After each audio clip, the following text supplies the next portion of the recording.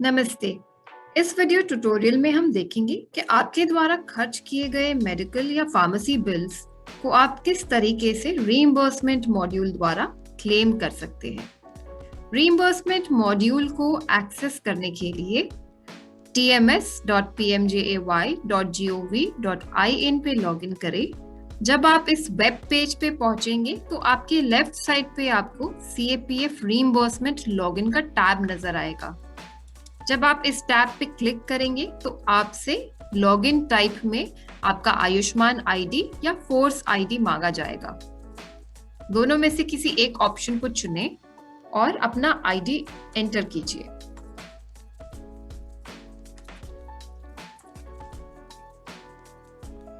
अपना force type select कीजिए और गेट ओटीपी पे क्लिक कीजिए।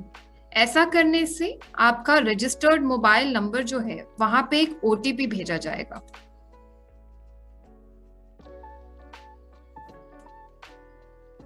ओटीपी एंटर करने के बाद आपकी स्क्रीन पे नजर आ रही कोड को एंटर कीजिए और लॉगिन बटन पे क्लिक कीजिए।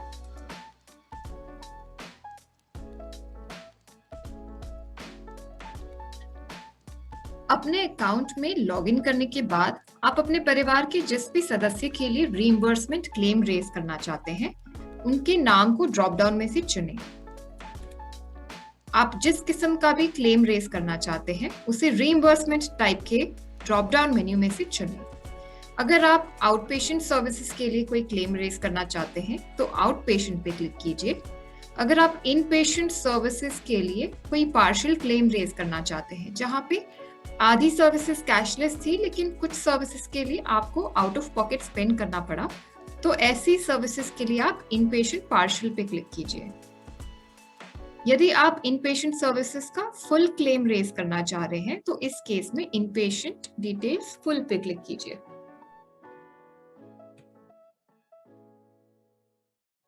रीइंबर्समेंट टाइप सिलेक्ट करने के बाद जब आप रेज क्लेम पे क्लिक करेंगे तो आपकी स्क्रीन पे out patient form automatically load हो जाएगा।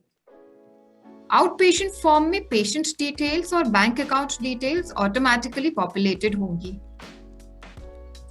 फॉर्म की बाकी सारी डिटेल्स को अपडेट कीजिए, जैसे कि हॉस्पिटल स्टेट,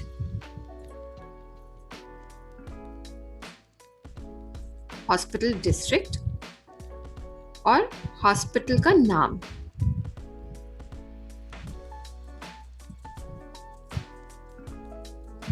अगर आप किसी इन्वेस्टिगेशन या डायग्नोस्टिक्स के लिए रीइंबर्समेंट क्लेम रेज करना चाहते हैं तो इस सेक्शन में उस पर्टिकुलर इन्वेस्टिगेशन या डायग्नोस्टिक को सिलेक्ट कीजिए।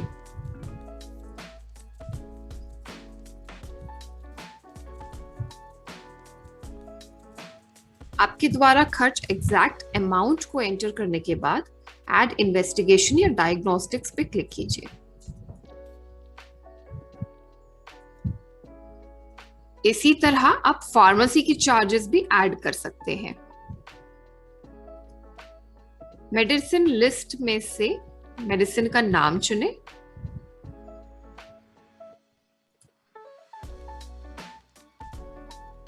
मेडिसिन का ब्रांड एंटर कीजिए, क्वांटिटी और यूनिट कॉस्ट।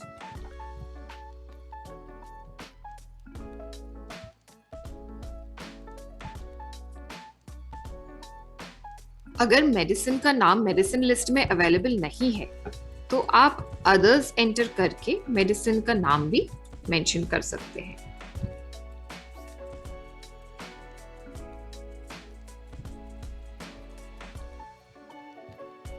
इन्वेस्टिगेशन और फार्मेसी चार्जेस के अलावा अगर आपने कोई और अलाइड चार्जेस के लिए एक्सपेंसेस किए हैं तो आप उसे भी क्लेम कर सकते हैं।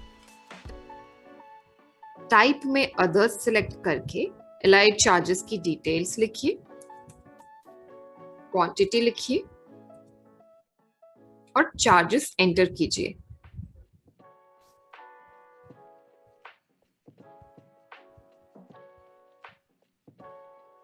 डायग्नोस्टिक्स और फार्मेसी के बिल्स की डिटेल्स एंटर करने के बाद एडमिशन डिटेल्स में डेट ऑफ ओपीडी को सिलेक्ट कीजिए।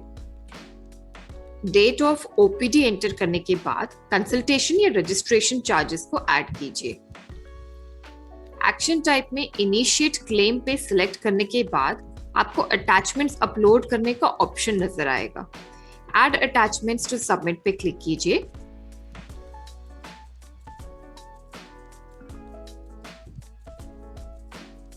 और सभी मैंडेटरी अटैचमेंट्स को एक के बाद एक अपलोड कीजिए।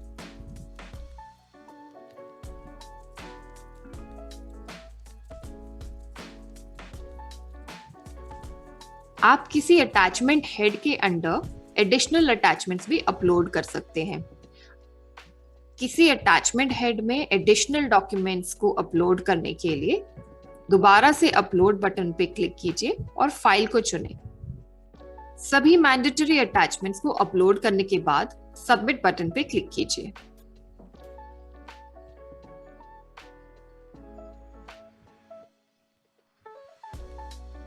क्लेम को सबमिट करने के बाद आप किसी भी समय अगर क्लेम का स्टेटस चेक करना चाहते हैं तो ट्रैक क्लेम्स पे क्लिक कीजिए और आपके द्वारा सबमिटेड क्लेम्स की सभी डिटेल्स क्लेम स्टेटस में चेक कीजिए। यदि आपकी किसी क्लेम पे क्लेम प्रोसेसिंग डॉक्टर के द्वारा क्वेरी रेज की गई है तो आप रीइंबर्समेंट क्वेरी अपडेशन सेक्शन में जाके क्वेरी को अपडेट भी कर सकते हैं। सीपीटी द्वारा रेज क्वेरी को अपडेट करने के लिए आपके क्लेम के बॉटम सेक्शन में जाके रिमार्क्स में जस्टिफिकेशन ऐड कीजिए। एक्शन टाइप में अपडेट सिलेक्ट करने के बाद ऐड अटैचमेंट्स टू सबमिट में जाके अटैचमेंट को अपलोड कीजिए। एडिशनल अटैचमेंट अपलोड करने के बाद सबमिट बटन पे क्लिक कीजिए।